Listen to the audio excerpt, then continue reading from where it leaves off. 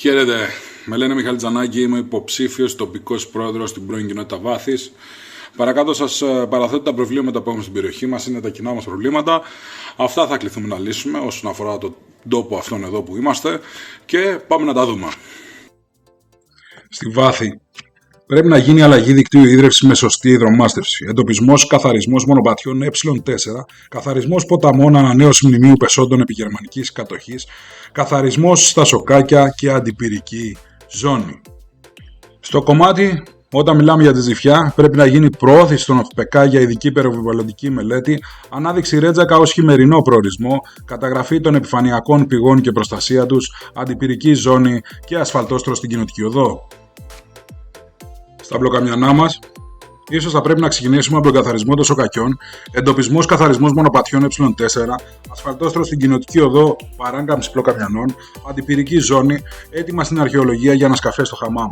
Σίγουρα θα πρέπει να γίνει καθαρισμός και άνοιγμα του δρόμου όσον αφορά για το κομμάτι στη Μέσα Βρύση. Επίσης, θεωρώ ότι πρέπει να γίνει χρηματοδότηση του σχολείου μπλοκαμιανών για δραστηριότητες συλλόγων και όχι μόνο. Όσον αφορά τη Χρυσοσκαλίτισσα, θα πρέπει να πιέσουμε την πολεοδομία για τη δημιουργία ενός οικισμού από τη διάσπαση σε 3 οικισμούς που είναι τώρα. Συνέχιση πεζοδρομίων μέχρι τη Μονή Χρυσοσκαλίτισσας. Διαφήμιση της Μονής σε πανελλαδικό επίπεδο. Συνέχιση οπτικής σύνας μέχρι το Λαφωνήσι από τα Μπλοκαμιανά. Αντιπυρικές ζώνες. Δημιουργία χώρου κατάλληλου για την απόρριψη σκουπιδιών από τα μαγαζιά. Έβρεση λύση για το θερινό πρόβλημα με την ίδρυυση. Ασφαλτόστρωση σε κινητική οδό για Βουλόλυμνη, Σταυρό, Άσπρη Λίμνη. Ασφαλτοστρώσεις επίσης θα πρέπει να γίνουν τουλάχιστον σε όλα τα θερμοκήπια για να υπάρχει η εύρυθμη λειτουργία τους. Και ένα βασικό κομμάτι το οποίο θα πρέπει να κοιτάξουμε όλοι και να πιέσουμε προς τη σωστή κατεύθυνση είναι ο καθαρισμός των νάιλων από τη λιμνοδεξαμενή που καταστρέφει το περιβάλλον και τον τόπο μας.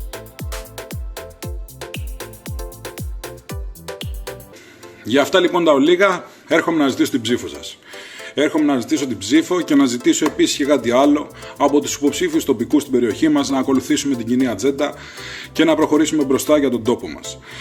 Όσον αφορά το λόγο που κατέβηκαν με τον κύριο Μιχάλη Θοδωρογλάκη και το κοίσα μας από την αρχή, είναι γιατί υπάρχει σχέδιο στην υλοποίηση.